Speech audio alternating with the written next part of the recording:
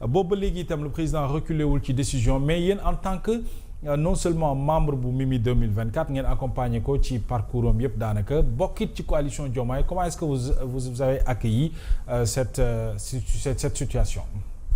Ah waaw mais Mohamed avec beaucoup de sérénité beaucoup de calme parce que ñun xam nañu mën nañu séparer farata ak sunna Sénégal nag dañuy jaxase farata ak sunna yi def ko benn say ba nga xam ni dafay bëri spéculation ak ay paroles perdues pour ne pas dire balles perdues njiitu réew bu toog ci c'est le secret de ses objectifs mu jël décision bu ànd ak acte ñun liñ ciy sentir rek mooy mbégte ak fierté ak remercier président ci confiance renouvelée bi am suñu leader ak honneur bi mu ko jox ni ko liggéey bi dénk naa la ko à partir de ce moment ñun yenn wax yi amul ci bu ñu intérêt surtout que divergence yi président wax na ko président nee na jël naa décision bi te xam naa d'accord leen ci mais je l'assume waaw kon ñun suñu yitte mooy lan mooy nekk focus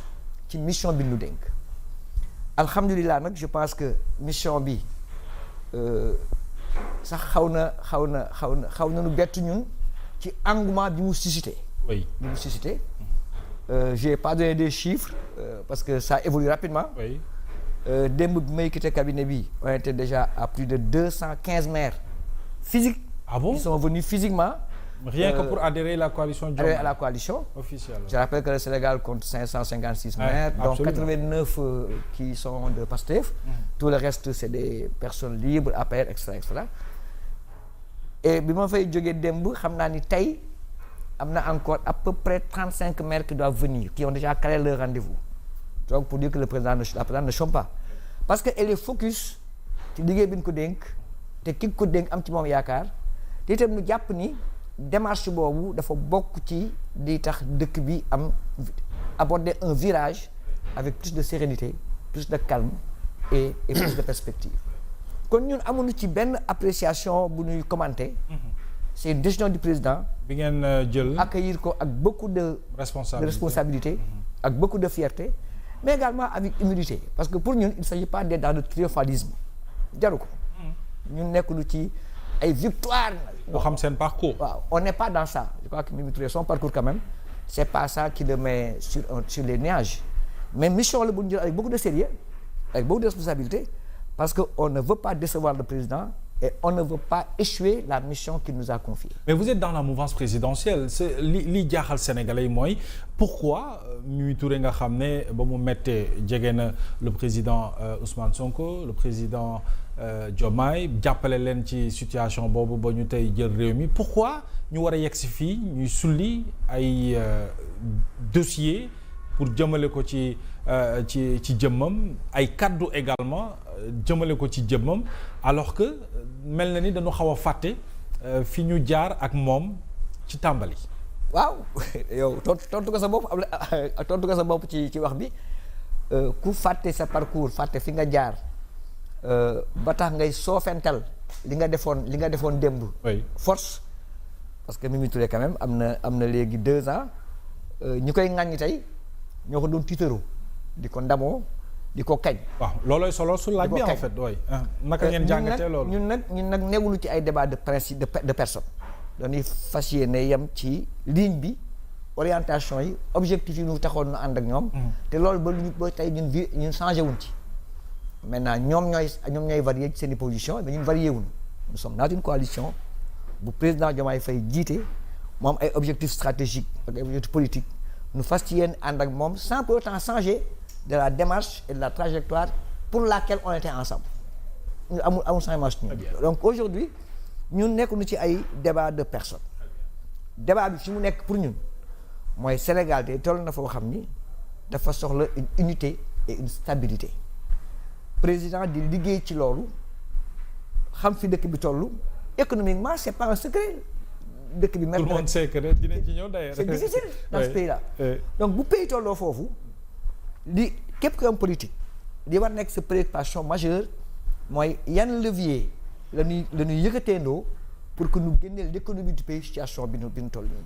D'ailleurs c'est ça qui fait que dinaa avancer directement ci kenn ci ñoom koo xam ni wax na tey suba bu Fadilou Keïta c'est surprenant je pense que Fadilou Keïta xamul la mission qu'il a.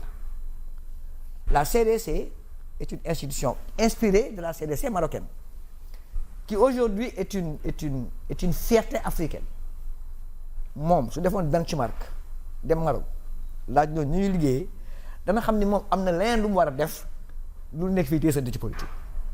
Dans un pays normal bu am caisse de dépôt et de consignation c'est un instrument pour créer un déclic économique. L'ensemble des PME et des PMI marocains ont été financés par la CDC marocaine. Et aujourd'hui, le Maroc, développement... Donc, elle a son rôle à jouer par rapport à... C'est un mécanisme de développement. Très bien. Aujourd'hui, partout où on a besoin d'un financement, te privé bi xaw a yéex, la CDC devait développer des mécanismes pour mën a suppléer à ça. C'est ça. Mais boo xamul loolu, xamoo sa cër, mais ça ne me surprend pas aussi. Son niveau universitaire laisse à douter. Ça également, c'est un gros...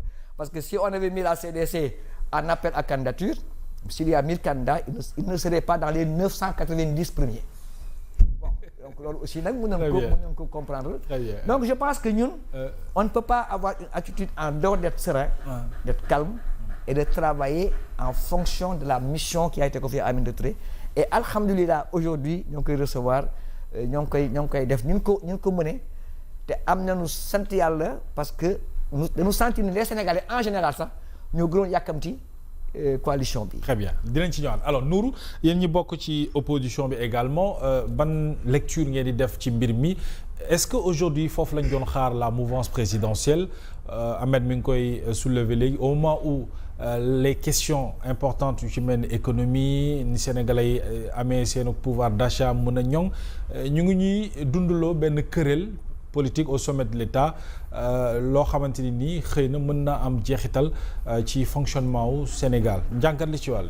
waaw Mohamed xëy ne li si ëpp am si mbégteel la si tolluwaayu réew mi ndax réew moo xam ni bi ñuy ñëw si lu yàggul dara dañu ne woon réew mi dafa nekk si jafe-jafe yoo xam ni pratiquement le pays est en ruine. loolu la premier ministre bi wax bon man ma jàpp ni un responsable tu dois agir comme un responsable si tey le président de la République def coalition moom mu taxaw ñu indi xeex seen biir indi xëccoo seen biir si moment bi nga xam ni lépp loo xam ni sénégalais yi ñu ngi koy jëfandikoo yokk nañ ci 1%. barki démb laa mujjee jënd mooy ton yu ndaw yi nekk ci pot yi doon jar 800.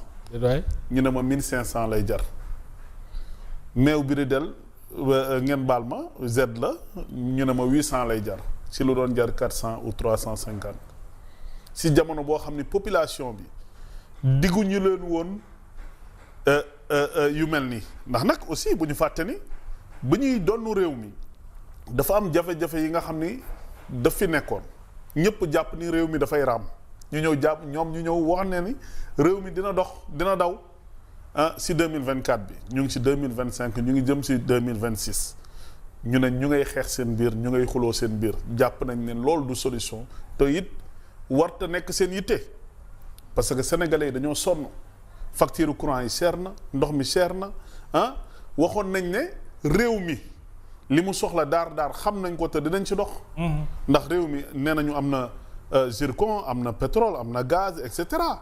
am na diamant am na or wax ci pes bi dem nañu sax ba wax ni soxlawuñu financement bitim réew pour développer dëkk bi actuellement ni yaa ngi dégg ay bor yi nga xam ne ay ay Côte d'Ivoire ak bu ñu demee ba Gambie bi ak Mauritanie et cetera gën ñu ay position si wàllu koom mais catastrophe la tey nag dañ daan dégg l'heure est grave mais nag tey jot nañu xam ni l'heure mu ngi door a grave ndax jamono bi am na sénégalais yoo xam ne bu ñu xëyee ndékki du ñu añ am na ñoo xam ne bu ñu añee du ñu reer am na ñoo xam ne coupé nañ leen ndox amuñu courant am na ñoo xam ne ba fii may wax ak yow seen doom yi inscrit guñ leen pour ñu dem jàngi moment boobu lañ ne premier ministre bi ak président bi ñu ngi xëccoo ñi ngi xeex ñi naan guy gi ñi naan daxaar gi ci wàllu politique ci mandat boo xam ne jëm na si 5 ans 2 ans yi dem na presque 2 ans moo si des. mel ni kuy xalaat par hasard. waaw 2029 lu ñëwagul. mais bu fekkee ne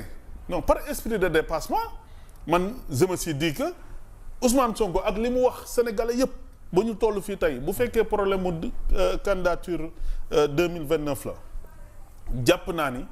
waroon na sax wax ni comme man yoon dafa am lu mu teg ci sama ndodd jarul sax ñu yegg foofu président Diomaye demal ñu continuer liggéey bi am esprit de gentleman mais en tant que ñoom taxaw xiroo ngaayoo seeni militants yi di xeex xuloo mais ba kañ sénégalais yi dañoo sonn am na li ñu leen di gën a xaare gis nga man je me suis dit que jafe-jafe askan wi la ñuy bëlëfee ndax nag réew mi dañ ne da doon raam mais raamatul dafa kale donc dafa bloqué selon toi c'est fait à dessein li xew lii yëpp ñoo ko c'est ça léegi maintenant bu fekkee ne lii jeu la waaw nañu xam ne ñun opposition bi ñu ngi leen di xaar bés bu affaire bi jeexee dinañ ñu wax réalisation yi ñu jot a def si réew mi ak fa ñu fekk réew mi ak lañ fi def